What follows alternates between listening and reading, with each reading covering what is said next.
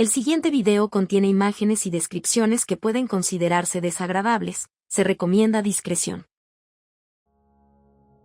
Pocas cosas en este mundo son tan enigmáticas y nos pueden llegar a parecer tan grotescas, denigrantes e inmorales como el canibalismo. La práctica de personas comiéndose a otras personas, el ser humano alimentándose de sí mismo, lo que también se ha llamado antropofagia. Curiosamente, en México no hay una ley que prohíba o sancione explícitamente esta práctica. Lo más cercano es el Código Penal, que establece prisión para los actos de vilipendio, mutilación, brutalidad o necrofilia, bajo los que se suele juzgar al canibalismo. Pero esta práctica se ha realizado por miles de años y no en todas las culturas se ha visto como algo negativo, y aquí veremos las principales explicaciones a este fenómeno. Hay que diferenciar entre dos tipos de canibalismo, uno llamado el canibalismo negativo y otro el canibalismo cultural o ritual. Empecemos con el primero porque es el más morboso. Canibalismo patológico.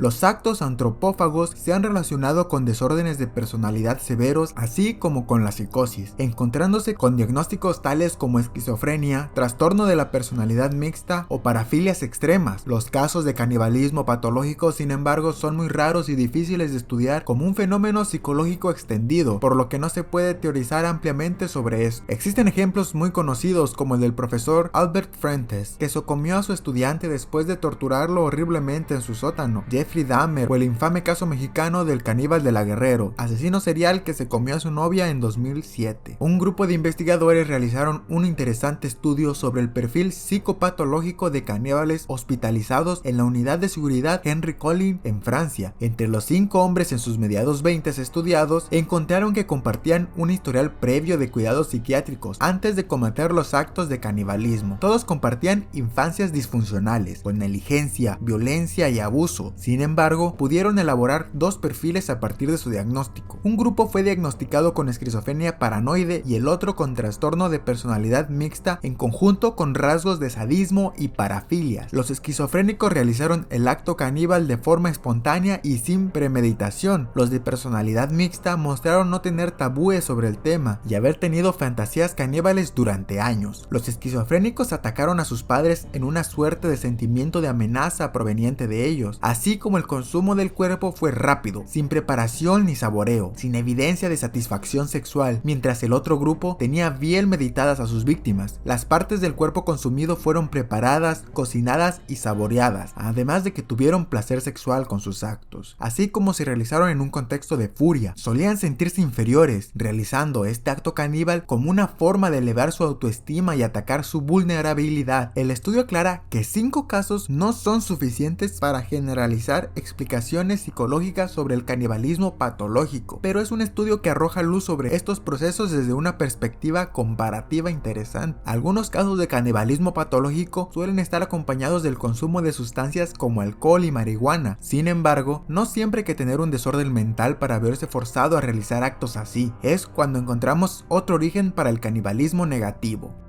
el canibalismo de supervivencia.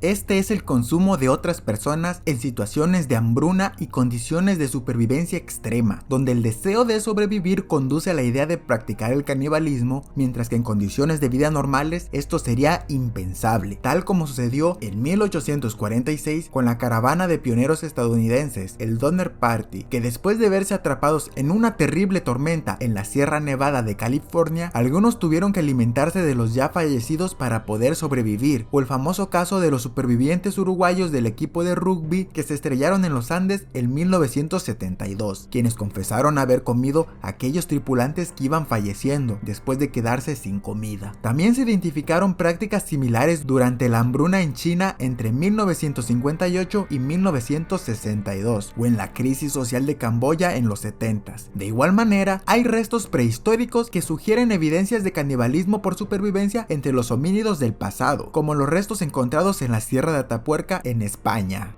Aún nos queda otro contexto de origen del canibalismo negativo por analizar, posiblemente el peor de estos, pues no hay justificación en desórdenes mentales o necesidad de alimento, sino que la búsqueda y ejercicio de la violencia extrema. Estoy hablando del canibalismo dado en situaciones de guerra. El canibalismo prolifera en situaciones de guerra y amplia violencia, como una forma de buscar los actos de crueldad más puros, buscar la mayor humillación del enemigo en una lógica de depredación, como ha sucedido durante las guerras civiles de Sierra Leona y Liberia, durante la violencia en Colombia, bajo el califato del Estado Islámico en Irak, o en el contexto de violencia actual entre los cárteles mexicanos, donde el canibalismo también se usa como una estrategia de coerción para el reclutamiento. De manera general, cuando hay un contexto de guerra, los índices de canibalismo se disparan. Después de tan deprimentes descripciones, ahora veremos la otra cara de la moneda, en lo que se ha llamado el canibalismo cultural, ritual o simbólico, que obedece a actos de antropofagia que no están prohibidos o mal vistos socialmente, como los anteriores, sino que incluso son promovidos. El canibalismo cultural.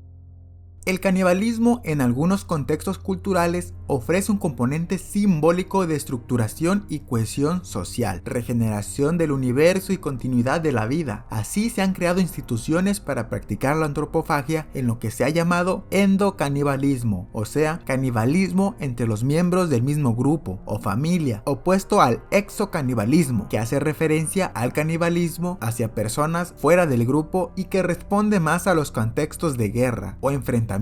El endocanibalismo sucede comúnmente en la forma de ritos fúnebres, donde se consumen partes del cuerpo del difunto como una forma de afecto y duelo. Pensemos también que en nuestra cultura contamos con simbolismos caníbales como en el cristianismo, cuando comemos y bebemos el cuerpo y la sangre de Cristo representados por la hostia y el vino. Así pues, cuando el canibalismo se practica o practicaba en distintas sociedades, es porque estaba ligado más a un universo simbólico que al hecho de querer comer gente por el mero gusto de comerla. Algunas sociedades donde se presume que se realizaba el canibalismo son, por ejemplo, los Korowai, ubicados al suroeste de Papúa Nueva Guinea, conocidos por construir casas en los árboles y por practicar el canibalismo, según la leyenda popular, como una especie de venganza contra un demonio que mata a los miembros de la tribu de manera súbita, haciendo a las personas consumir el cuerpo del fallecido para arrebatarlo del demonio. Los Agori, una secta de monjes hinduistas que ven el consumo de cadáveres como una forma de acercarse a la iluminación, trascendiendo la dicotomía entre la vida y la muerte, consumiendo la carne asada o cruda. Los Fore, de Nueva Guinea, comían la totalidad del difunto como una forma de cariño, donde se hacía un festín con su cuerpo y partes específicas de este se entregaban a distintos tipos de familiares. Los hijos comían unas partes y los cónyuges comían otra, y así se repartía el cuerpo entre miembros cercanos. De esta forma, podría entrar al mundo de los ancestros. Hasta los años 60, los Wari amazónicos practicaban también el canibalismo como una forma de luto y particularmente también buscaban consumir la gran mayoría del cuerpo humano, carne, órganos e incluso los huesos. Los Yanomami, también del Amazonas, creen que para proteger al espíritu del difunto y preservarlo por varias generaciones, los familiares cercanos deben consumir su carne y con las cenizas resultantes al cremarlo, se prepara una sopa de plátano que todos los seres queridos pueden consumir. En la filosofía amazónica, animales y plantas también son expresiones humanas, con las que las personas comparten esencias idénticas, solo diferenciándose en la forma material que toman en el mundo exterior. A su vez, el cosmos se organiza a partir de relaciones de depredación. El jaguar tendría una esencia más activa de depredador, mientras que un pez o mamífero pequeño tendría una parte más pasiva que la volvería una presa. Mediante el canibalismo se ingieren las capacidades activas y subjetivas de las presas, ya sean estas humanas o animales. Y así hay varias sociedades distribuidas principalmente en el Amazonas, en las islas del Pacífico y en Oceanía, donde se presume que el canibalismo se practica o se practicaba al menos hasta años recientes. Algunas formas de exocanibalismo, o sea, de comerse a los forasteros, a los extranjeros, principalmente en contextos de guerra u hostilidad entre grupos, también estaba institucionalizado en algunas sociedades, por ejemplo entre los mexicas o los Fiji, donde se ha hablado del canibalismo de sacrificio. En el caso mexica se practicaba la antropofagia con los prisioneros. En el acto se abría un canal de comunicación entre la gente y los dioses. La receta original del pozole, a falta de carne de cerdo, tenía sus patitas y orejas de humano sacrificado. En otras islas del Pacífico se ha registrado al canibalismo como una forma de adquirir capacidades y aptitudes de la víctima, ya sea su fuerza, su valentía, su agilidad, mediante consumir partes específicas de su cuerpo. Esto asociado también a conflictos entre grupos. Algunas teorías teorías materialistas sugieren que el canibalismo respondía a la necesidad de un complemento dietético o nutricional en sociedades donde no hay acceso a proteínas cárnicas, similar a como sucede en el reino animal, donde alimentarse de los miembros de la misma especie es algo común en muchas especies, como en las arañas, las mantis religiosas, los peces, las salamandras, los hámsters, etc., y que responde a factores ambientales y como un mecanismo para paliar la densidad poblacional, así como muchas veces se ven a los de la misma especie como fuente de alimentación, aunque para el caso de los humanos esta teoría ha perdido relevancia por la falta de evidencia sobre la carencia dietética y porque en la mayoría de los casos la cantidad de humano consumida es muy poca. En las últimas décadas se han realizado esfuerzos por disminuir esta práctica, dado que podría implicar riesgos para la salubridad, como sucedió con los Fore de Nueva Guinea en los 50s, donde al consumir los cerebros de los familiares fallecidos, un prión, una proteína maliciosa, causó la epidemia del Kuru, una enfermedad que asoló fuertemente a su población, haciendo que tuvieran que eliminar el ritual caníbal para poder detener la enfermedad. Por otro lado, también se ha barajeado la idea de que el canibalismo, como una práctica aceptada por algunas sociedades no occidentales, realmente fue un invento creado para hacer una caricatura del otro cultural, aquellos no occidentales o demasiado alejados del mundo europeo, y que realmente no existen pruebas fiables sobre el canibalismo ritual o cultural. Se cree que las descripciones y relatos de viajeros, evangelizadores y conquistadores fueron exageraciones y no retomaron testimonios en primera persona de estas prácticas, y esto lo hicieron con el fin de justificar la conquista y colonización, donde se juzgaba de canibalismo con el fin de marcar la diferencia con los otros bárbaros y salvajes que necesitan ser salvados por los occidentales civilizados. Especialmente a partir de la década de los 80, los estudios antropológicos y etnológicos buscaron reevaluar cómo se ha construido históricamente a las otras culturas, incluyendo específicamente el término de canibalismo y la institucionalización de esta práctica, no pocas veces usada como una calumnia para justificar el comportamiento depredatorio de los colonizadores. Incluso la palabra caníbal proviene de este contexto. En el segundo viaje de Cristóbal Colón se encontró con los caribas o canibas, una etnia de las Antillas que, según relatan, comían a sus prisioneros en rituales. Con el tiempo se fue usando esta palabra para referirse a todos los grupos que comían gente. De esa misma palabra viene el nombre del Mar Caribe. Sin embargo, estas ideas no serían nuevas para la cultura occidental, pues el famoso historiador Heródoto en la antigua Grecia ya señalaba sobre la antropofagia practicada por las sociedades más allá de la iluminación de la civilización griega. Y aunque sí hay evidencia de antropofagia, como ya vimos en algunas sociedades donde hay canibalismo ritual, este se hace en contextos muy específicos y no se trataba necesariamente de una masacre o un simbolismo de la barbarie humana más allá de los sucedidos en contextos de guerra. Aunque ese morbo que genera el pensamiento occidental prevalece hoy en día para seguir viendo a las tribus nativas como salvajes, hay un documental llamado Cannibal Tours de 1988 que demuestra cómo los Kuruwai de Nueva Guinea aprovechan el imaginario de salvajes que sobre ellos tiene la cultura occidental para hacer atracción turística, donde los europeos los visitan buscando acercarse a una experiencia barbárica tribal, fuera de la civilización, donde el canibalismo juega un papel muy atractivo, a pesar de que las sociedades nativas de Nueva Guinea llevan muchas décadas dentro de la lógica de la modernidad occidental. Al igual que los Kuruwai, esta idea de los salvajes caníbales en muchas sociedades tribales aún se sigue utilizando de forma morbosa. A pesar del horror que el canibalismo causaba en los europeos, se sabe que en Europa durante el siglo XVII y XVIII prácticas médicas involucraban actos caníbales tanto en las clases altas como en las clases bajas. Por ejemplo, se consumían ciertos tejidos con fines medicinales, se ingería sangre humana para tratar la epilepsia, se atribuían propiedades curativas a la carne de cuerpos embalsamados y restos de momias, se untaban sangre como tónico y en conjunto con huesos y órganos se elaboraban medicamentos vendidos por las farmacéuticas. Sangre, grasa y polvo de huesos eran usados para tratar el sangrado y la migraña. Sustancias derivadas de cadáveres eran usadas como hormonas de crecimiento. Incluso hay madres consumiendo su propia placenta para recuperarse de mejor manera del parto, cosa que se practica hasta hoy en día en distintos lugares del mundo, incluido Europa y el núcleo occidental. En fin, esto solo nos demuestra que el canibalismo realmente fue usado por los europeos para diferenciarse de los otros, los salvajes. Pero ver al canibalismo como un símbolo de la barbarie es incorrecto, pues como hemos visto, esta práctica se ha realizado por prácticamente todo el mundo, en distintas circunstancias, claro. Más allá de las patologías psicológicas, las complicadas situaciones situaciones de hambruna, violencia y conflicto, o buscando fines médicos, de duelo o por la misma cosmovisión y simbolismo del universo, el canibalismo, más que un reflejo de sociedades salvajes, exóticas o no occidentales, es más bien un reflejo del comportamiento humano que se ha usado muchas veces de manera hipócrita para diferenciarse y justificar el colonialismo y la superioridad cultural.